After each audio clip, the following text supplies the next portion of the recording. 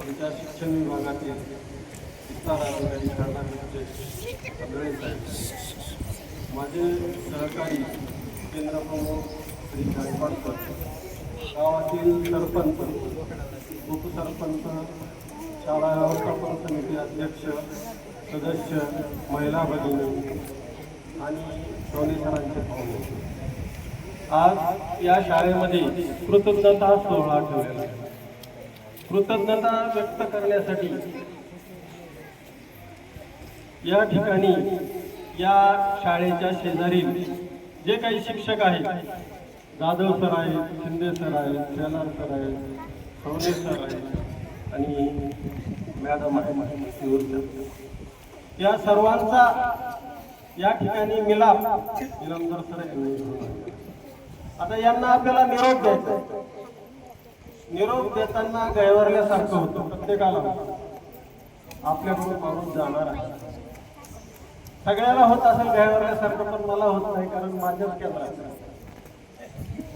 कारण हा चांगला माणूस दुसऱ्या शाळेत गेल्यानंतर तिथंही चांगलीच क्रांती करणार आहे. आणि जसं तुमचं घर, तुमचं गाव, तसं माझा प्रकार. मला माझं केंद्र प्यार. मला माझ्या केंद्रातली एक शाळा चांगली असून चालत नाही, तर माझ्या शाळेतल्या सगळ्या शाळा कशा चांगल्या होतील हे माझं ध्येय आहे. त्यामुळं या शाळेने जसा लाभ घेतला सोने सरांचा, अगदी तसाच लाभ चव्हाण वस्तीलाही मिळेल यात मी खुश आहे. कारण हे चांगलं काम या ठिकाणी प्रेरणा घेऊन तिथं जे काम करणार आहे, इथं जे केलं तेच काम तिथंही करणार आहे. त्यामुळे माझा लॉस आहे का? बिलकुल नाही. तर लॉस या गावचा आहे, या विद्यार्थ्यांचा, या मुलांचा आहे. कारण असे शिक्षक वारंवार मिळत नसतात.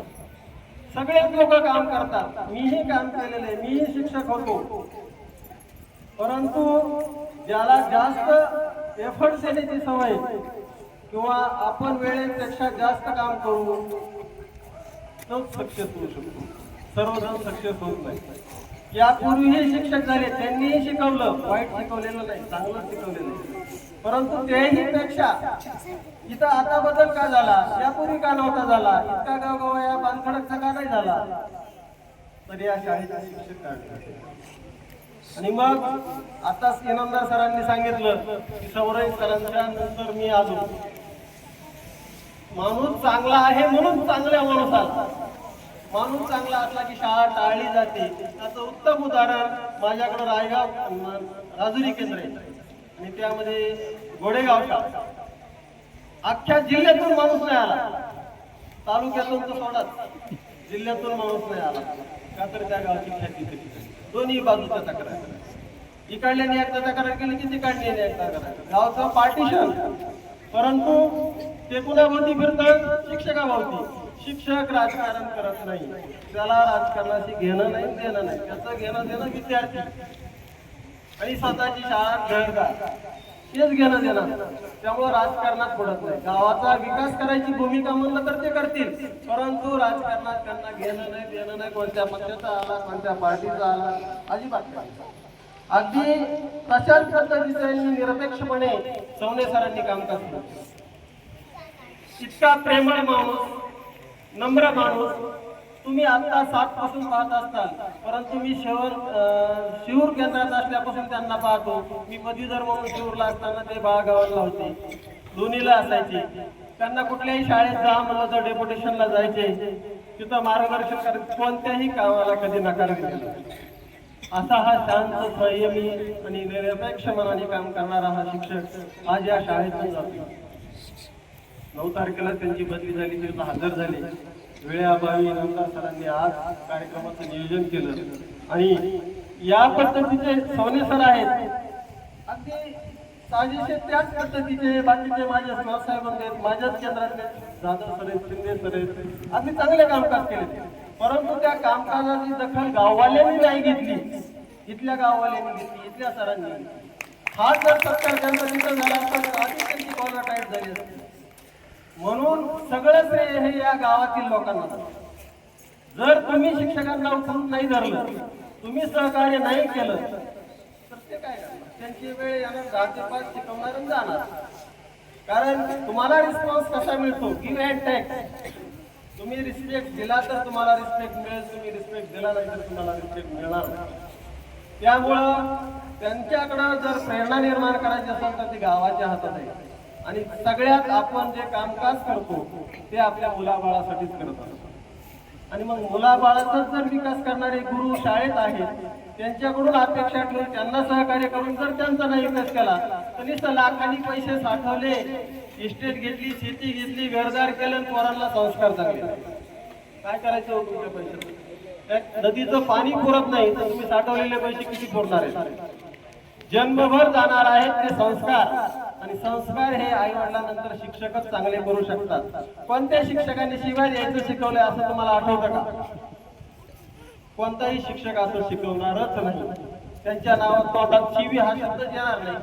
परंतु अनावधानाने जर इकडे ह्याने दिली त्याने दिली जर मुलांची तक्रार आली तर तो शब्द येतो. निगेटिव्ह बाबी ह्या शिक्षकांजवळ नसतात. आता यांचं अनुसरण हे नवीन आलेले घालवे सर करणार आहेत. कारण परिसराच्या सानिध्यात लोखंड काय काही बी आलं तरी ते सोनं बनतं. जसे इनामदार सर आहेत, इनामदारांच्या सानिध्यात ते आले तर ते पण असेच बनणार आहेत. परंतु त्यांना सहकार्य, त्यांच्या काही थोड्याशा अडचणी असतात शिक्षकांच्या, थोडे समजून घ्यायचे असतात. त्यांनी हजर होतानाच मला सांगितलं होतं, घालवे सर म्हणले माझा शाळेबद्दल काहीच नाही, माझं कामकाज चांगलं आहे, मी विद्यार्थ्यांना वेळ देऊ शकतो, परंतु महिन्यात मला 1 दिवस द्या. अहो म्हणलं असं काही नाही, ते गाव इतकं प्रेमळ आहे, इतकं चांगलं आहे, शिक्षकांना इतकं चांगलं सहकार्य करतं. त्यामुळे तुम्ही तशी मनात अजिबात धास्ती बाळगू नका. सोने सरांनी ज्या पद्धतीने कामकाज केलं त्या पद्धतीने तुम्ही कामकाज करा. त्याहून अधिक चांगलं काम करण्याची प्रेरणा घ्या आणि या गावातील विद्यार्थ्यांना तुम्ही स्वतः घडलं ज्ञान अनुभव. कारण आता या सुग्रणताई, मी यांना तर सुग्रणताईच म्हणतो, इतक्या ढसाढसा रडताना पाहिलं निरोप देताना. मुलगी भाषण करत होती आणि त्या ढसाढसा रडत होत्या. मी कधी न रडणारा माणूस आहे, पण माझ्याही डोळ्याला पाणी आलं. ही एक निरोप ही सोडून जाणारी गोष्ट आहे. गाववाल्याला वाईट वाटणारे, विद्यार्थ्यांना वाईट वाटणारे, त्रास होणारे, ती जागा भरून यायला वेळ होणार आहे. घालवे सर आलेच लगेच त्यांच्यासारखं ते करू शकत नाहीत. यांनी खूप तपश्चर्या केली, विद्यार्थ्यांना जवळ केले, स्वतःच्या लेकरासमान वागणूक दिली, तुम्हाला प्रेमाने वागले. कोणत्याही गावाचा इतक्या मायला निरोप द्यायला नाही देतो. मुलं येतील, पालक येतील, पण महिला भगिनी कुठेही जमत नाही. आम्ही 40 शाळा फिरतो, महिन्यात 1-2 प्रत्येक शाळेला व्हिजिट होती. परंतु ज्या शाळा चांगल्या तिकडे आम्ही दुर्लक्ष करतो, तिथं जायची काही गरज नाही. 6-6 महिने नाही गेलं तरी चालतं. कारण आम्हाला एका नजरेत कळतं की कुठली शाळा कशी आहे. आणि मग त्या शाळेकडे नाही गेलं, तिथं नाही सुधारणा झाली तरी गेलं तरी सुधारण्याची आवश्यकता नाही. असं तुमचे शिक्षक चांगल्या पद्धतीने सुधारणा करतात, इतका विश्वास असतो. त्यामुळे आम्ही दुर्लक्ष करतो. परंतु काही शाळा अशा की तिथं वारंवार जातो, कारण हेतू एकच असतो की तिथलीही सुधारणा व्हावी. मग आम्ही त्या शाळा कमी दर्जाच्या आहेत तिथं बोलतो शिक्षकांना, कारण ती आमची ड्युटी आहे. ते जर नाही केलं तर सुधारणा कशी होणार? आणि सगळ्यात महत्वाचं कामकाज म्हणजे मुख्याध्यापकाचं काम. मुख्याध्यापकाचं काम करून वर्गाचं काम करणं हे खूप अवघड बाब आहे. त्यासाठीच आता इनामदार सरांनी सांगितलं की मी देवा देवा देवा देवा करत होतो, ह्यांनी चार्ज घ्यावा, ह्यांनी चार्ज घ्यावा, ह्यांनी चार्ज घ्यावा. आणि त्यांना खूप आनंद झाला. म्हणजे इतके नम्र स्वभावाचं आहे की ते नाही त्यांना म्हणले की मी सिनियर आहे, मी ज्युनियर आहे. कोणत्याही वेळी फोन करा, आम्ही त्यांना रात्री 10-10 वाजता फोन करतो, सर तुमचं हे राहिले, काल बदली होऊन गेले तरी मी त्यांना सांगितलं तुमचं निरीक्षणाचं काम राहिले सर, तुम्ही तिथूनच पूर्ण करा, तुमचं लॉगिंग तिथलंच आहे. हो सर करतो सर, तिथलं केलं इथलं केलं, रात्रीतून काम केलं. पहा ही कामाची प्रेरणा, पहा ही इच्छाशक्ती. कोण कोणासाठी वेळ देतो? माझी शाळा संपली पण नाही, या शाळेचं या गावाचं प्रेम आहे.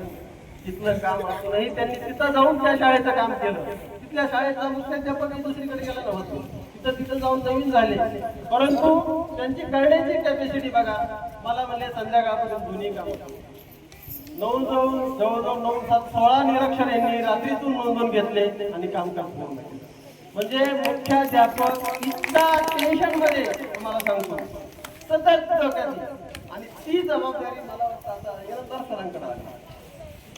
परंतु हे काम करत असताना विद्यार्थ्यांकडून निश्चित दुर्लक्ष होतं. मजबुरी त्यांची.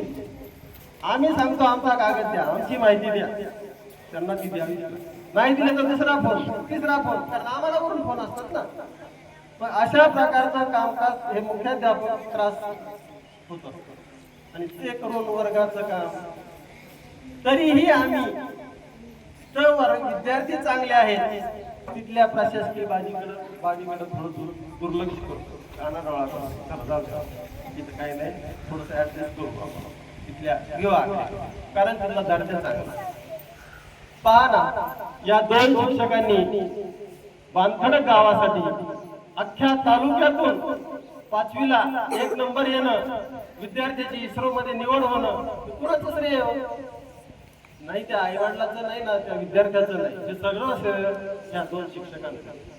या शिक्षकांनी मेहनत घेतली. कधी आला याच्या अगोदर इस्रो? कधी नाव आलं या शाळेत? हा प्रथम क्रमांक. तुम्ही इथले कार्यक्रम पाहताय, इथले लोक इतकं सहकार्य करतायत की त्यांच्या कामावर, त्यांच्या त्या सगळ्या कर्तृत्वामुळे सहकार्य करतात. सगळ्याच गावातले लोक सहकार्य करीत नाहीत, कारण ते तितके वाहून घेत आहेत. तुम्हाला वेळ का 9-9, 10-10 वाजता इथून जात आहेत कधी ते.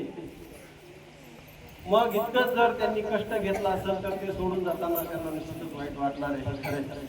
आणि त्या काही रडत होत्या, 2-4 महिला रडत होत्या. इकडे ते माणूस तिथे दादाही डोळे पुसत होते. मलाही वाईट वाटलं की बाबा एवढे ऋणानुबंध जोडल्यानंतर सोडून जाणं किती वाईट असतं, किती मनाला त्रास होत असतो आणि त्यांना तर किती होत असतं.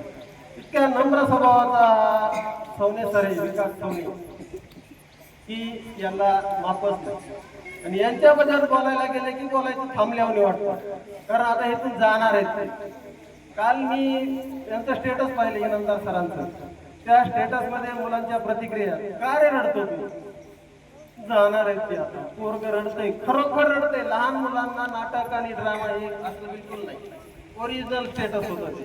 प्रत्येक मुलाला जाऊन त्यांनी विचारलं कारण त्यांनी त्याचं मनातलं सांगितलं. आता सोने सर नाहीत ना, आता सोने सर नाहीत ना, ते आम्हाला राहणार नाहीत ना. म्हणजे हे उगत नाही ना, स्वतःच्या लेकराला जीव लावायला आई बाप तरसून जातात, तिथं तर दुसऱ्याच्या लेकराला जीव लावायचा. आणि मग आता काही म्हणतात किंवा फक्त अक्षरा वारेच पाहिजे, आमचे नाही. आता जे बोट सारखे नसतात. यश अपयश हे ज्याच्या त्याच्या प्रयत्नावर अवलंबून. दिशा देणारा, मार्गदर्शन करणारा हा त्याचा तो करत असतो. जो जास्त एफर्ट देईल तो बी मिळून जाईल. जो कमी कष्ट करेल त्याला कमीच मिळेल. शेतातलं पीक असो किंवा कुठलेही काम असो, तुम्ही जितकं श्रम करताल, जितके कष्ट करताल, तितका त्याचा बेनिफिट मिळणार. आणि अशा जास्तीत जास्त कष्ट करणाऱ्या माणसांचा आज आपल्या शाळेतून शेवट होत आहे. आता या शाळेवर त्यांचं येणं हे पाहुण्या स्वरूपाचं असणार आहे. ते येतील, जातील, मार्गदर्शन करतील, पण ते पाहुण्या स्वरूपाचं, हक्काचं नाही. स्वतःचं घर आणि दुसऱ्याचं घर हा फरकच असतो.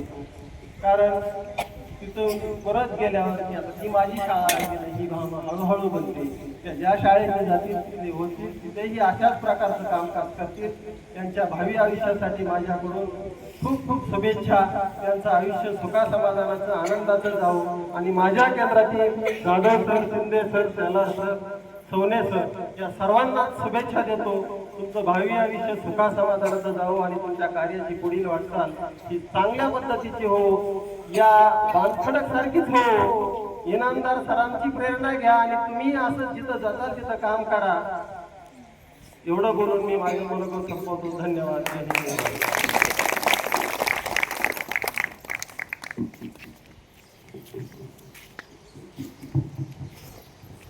धन्यवाद साहेब. आदरणीय साहेबांचं अत्यंत सखोल आणि सूत्रबद्ध मार्गदर्शन असतं. इकडचे जे मुलं आहेत 5-6 नावं घेण्याची वेळ येऊ देऊ नका. अगदी आपल्याला शेवटचे 2 भाषण ऐकायचे आहेत. तुमच्या डोक्यात चालू असं आता भूक लागली